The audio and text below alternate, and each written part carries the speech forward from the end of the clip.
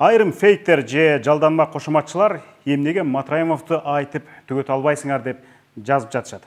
Биз журналисттер Райымбек Матраимов элдин мүлкүнө кол салган коррупционер экенин керек болсо күн сайын, керек болсо саат сайын айта беребиз. Анткени буга биринчиден ошол киши өзү кызыктар. Аны түшүндүрүп берейин. Матраимовдордун үй бүлөсү Райым коррупционер эмес деп чычалап, 2019 жылы декабрда иликтөөчү журналисттерди сотко беришкен. Жеке менден эле 10 миллион сом, Азаттык менен Клубтан дагы 35 миллион сом өндүрүп берүүнү талап кылып келишет. Бирок иштин өзөгү боюнча бир дагы териштирүү жүрө элек.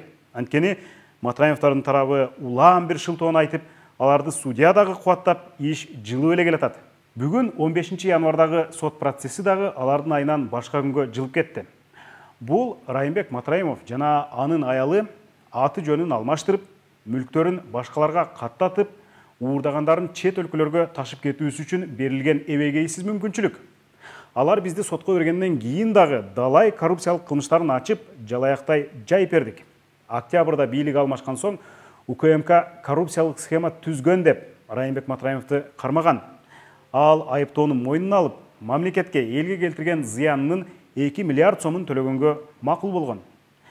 Матраимов бажыдан 100 миллиондогон доллар уурдаганын эл аралык коомчулуктагы таанып, Америка Кошмо Штаттары аны Магнитский акт аттуу кара тизмеге кошкон. Мына ушундан кийин коррупционер эмесмин деп актанып соттошуусу кайсы логикага туура келет?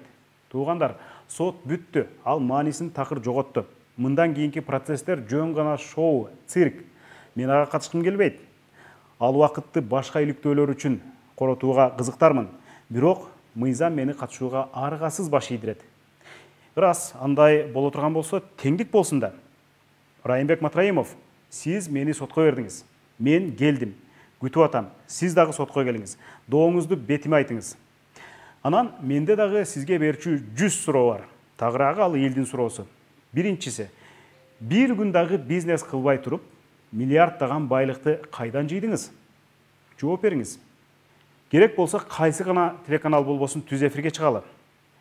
Атамбаев, Жээнбеков, Илмиянов, Кулматов деген эски досторуңуз менен биргеликте мамлекеттик кантип тоногонуңузду жана ошолорго канчадан доля чыгарып берип турганыңызды айтып бериңиз.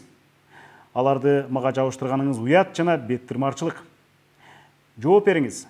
Ошондон кийин гана Матраимов деген чубактын кунундай чубалган ишти жаап, маселени укук коргоо органдары териштире тургандай кылалы. Анан албетте, бажыдан уурдаган миллиарддарды толук кайра кайтарыңыз. Ошондо гана калың элдин журналисттер акыр аягына чыккыла деген өтүнүчтөрү аткарылат. Ошондо гана сиз тууралуу жазбай калабыз. Ошондо гана балким элдин эсинен чыгасыз. Ага чейин кечирип коюңуз. Айтканыбыз айткан, жазганыбыз жазган. Эмки сот 3 февралда саат 3-те болот. Дереги Бишкек шаары Ибраимов же Правда көчөсү 64. Фейктерге, жалданма кошуматчыларга жашынбай, бетме бет келиңиз. Мен сизди медиа дуэлге чакырам.